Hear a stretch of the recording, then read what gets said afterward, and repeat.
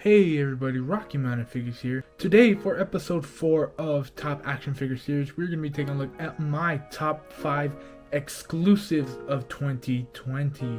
Now, in my opinion, when it comes to exclusives from the past 5 years, excluding 2020, I think they were pretty easy to find and they were really good quality figures. Now, I don't know what happened or I don't know what it is, but this year was a big turning point for exclusives, and not in a good way. So this year, one of the major controversies around the action figure community were that exclusives were too hard to get, either online or in stores. It really did not shine a good light on store and retail employees, as they were getting annoyed and thus were also being rude to the customers, and the customers were being rude back, because of such things. So when it comes to store exclusives, it really did not go well, no matter how good the figure was. And I think the negative impact that the exclusives had also kind of affected just regular waves that were not exclusive, or regular action figures that were not exclusive, because no matter what you asked the employees, they were mad no matter what. So getting to my point and why I'm saying all this list, yes, will still be my opinion, but it's not going to be based on how good the figure was, either detail wise or articulation wise, but rather this is going to be based on the controversy around the figures. So for instance, we can take Super Shredder here. In Walmart, he was like not available at all, at least in my area. I know my San Diego area did not get any Walmart exclusive turtles besides the Casey and Raph 2-pack. And then online was also equally as difficult. And then going to the Baroness here. Baroness was, I believe, she came out a little bit later, but she was a part of the first Cobra Island wave for the G.I. Joe Classified series, which was all exclusives, and man, that went terribly. And then we have Storm here, which online nobody could get her, but retail she managed to come up pretty much everywhere. She was overstocked. And then Black Widow was just hard to get no matter what. And then getting to our last honorable mention here, which I know I forgot to mention that this is the honorable mentions, but Jango Fett. Jango Fett was not a hard exclusive to get at all, but he was a very desired figure. So these all are in my honorable mentions, just because their stories and controversies aren't as juicy as what you're about to see in my top 5. So how about let's get to that right now. And beginning with our number 5 spot on my top 5 exclusives of 2020, here we have the Marvel Legends Fox movie Cable, which was a Walmart exclusive.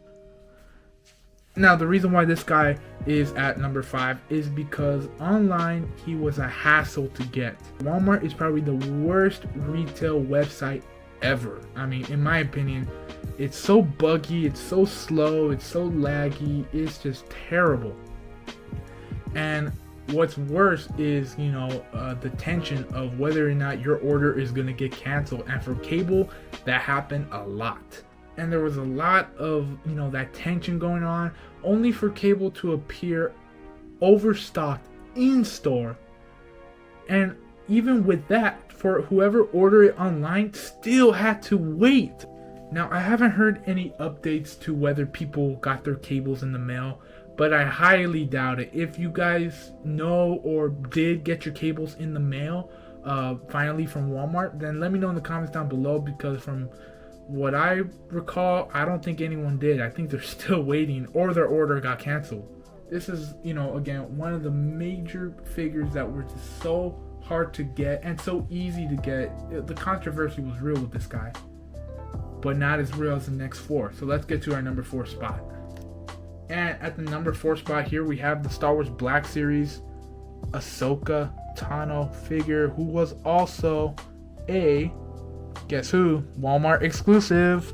Now, Ahsoka Tano, when it comes to getting her from Walmart.com, it's pretty much the same story as Cable, where a lot of people had to wait longer, their orders got canceled constantly, their orders got delayed constantly. But in this case, she was also very difficult to find in store.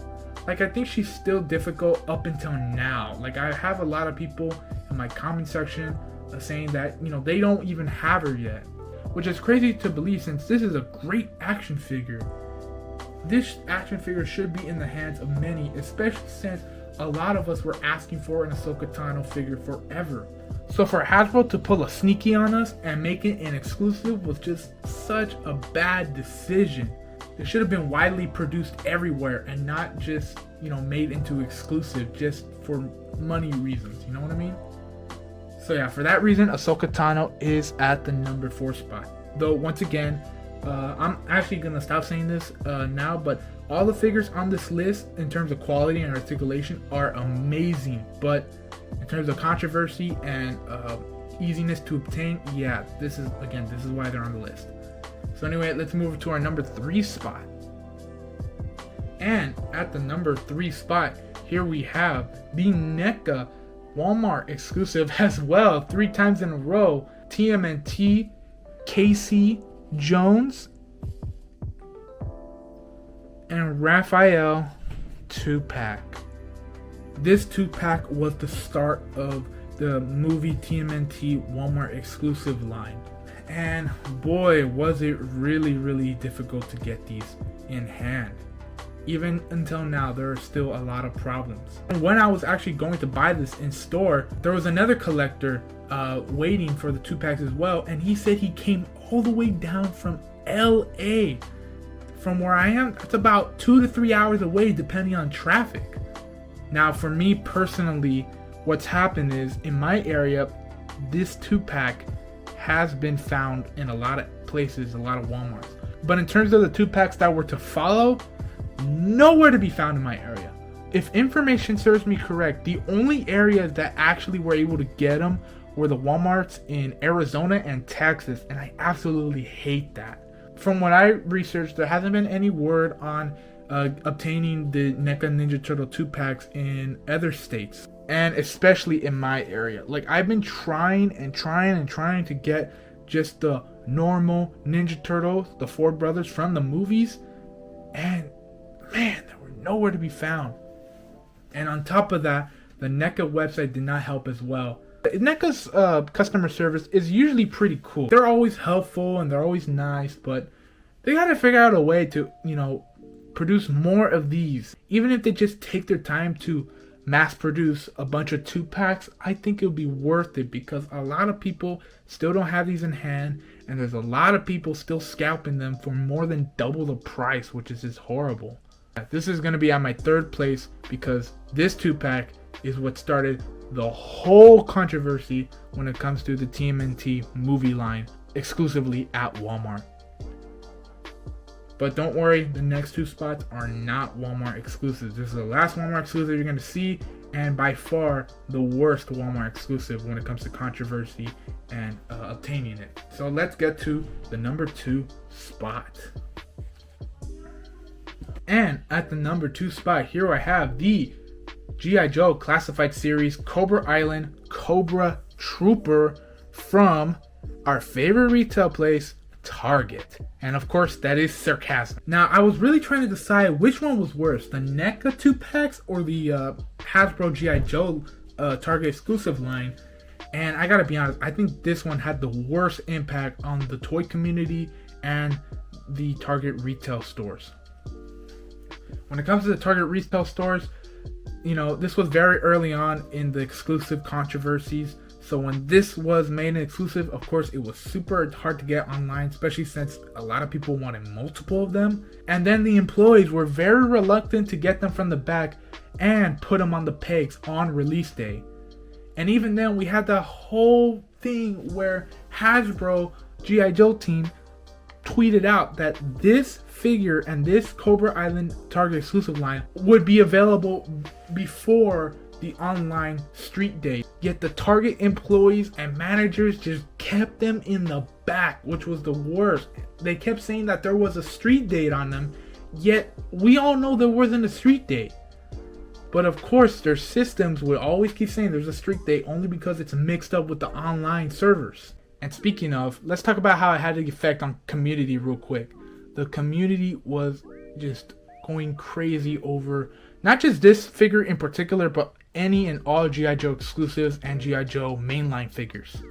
I mean, from what I've heard from other collectors in the area on the Facebook page, oh man, people were sending death threats to each other.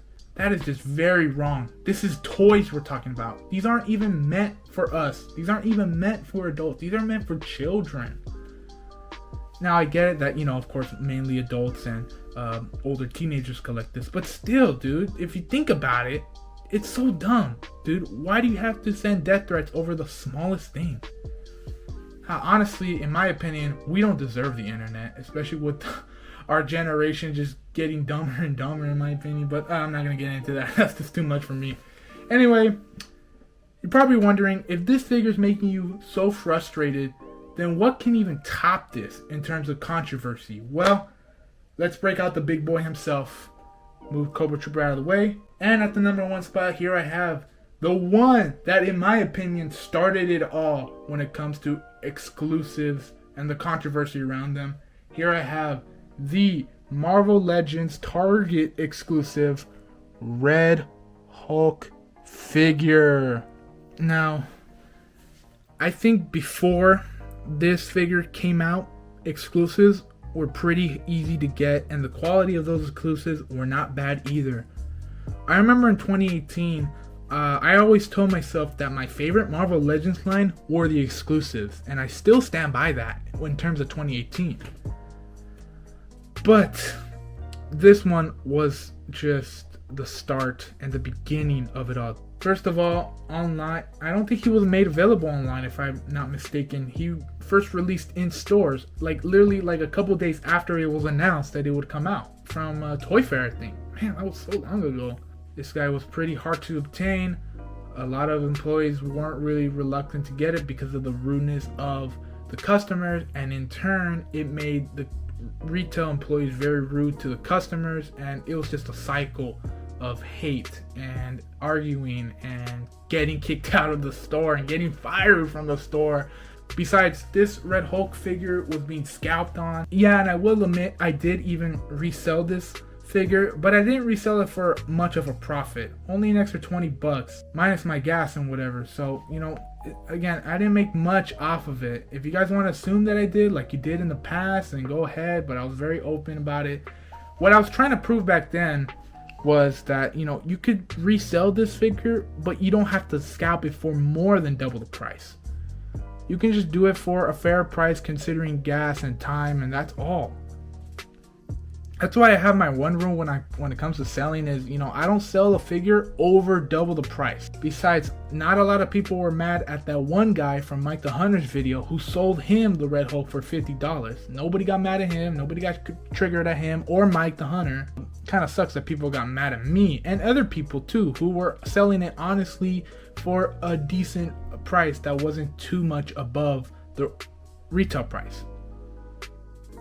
So yeah, again, this figure brought on a lot of controversy, but the reason why it's at number 1 is because this guy was the beginning of something terrible. And then also you have to consider the fact that this guy came out around the time that coronavirus was making its way into America pretty bad, and all the shutdowns and the lockdowns and stores closing. So it was even harder to get because of that. So yeah, this is why this guy's at number 1. Let's get to the conclusion of the video. So getting to the conclusion of this video, this is probably a warning I should have put at the very beginning of the video. I'll probably put it via text or words on the screen, but make sure to keep it very, very civil in the comments down below. You can disagree on a lot of things and still be okay with each other. You don't have to insult each other, you don't have to insult me, and I don't have to insult all of you. If there's any very disrespectful comments or very rude comments in the comment section down below, then I will ban you and remove you. I'm not going to say anything back. I'm not going to give you another warning. I'm just going to flat out ban and remove the comment.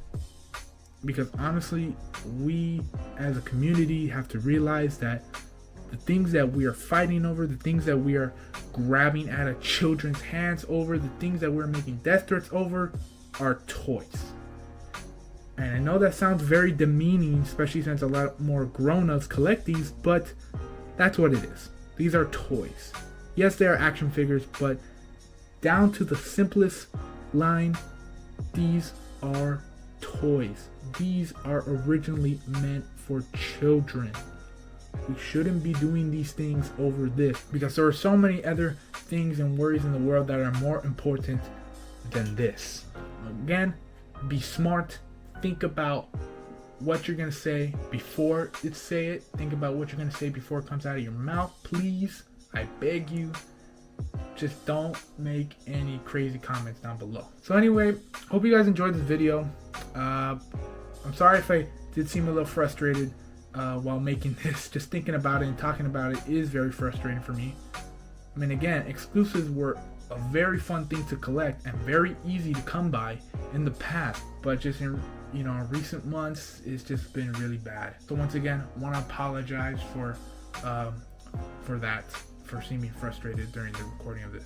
But it is very interesting doing this type of video, basing the list off of controversy and how easy it was to obtain rather than the quality of the figure. But definitely very different. So if you guys can, please share because this is a very different type of video. And also make sure to go back and watch the last 3 episodes, which was top 5 Marvel Legends of 2020, top 5 Black Series of 2020, and then the top 5 female figures 2020.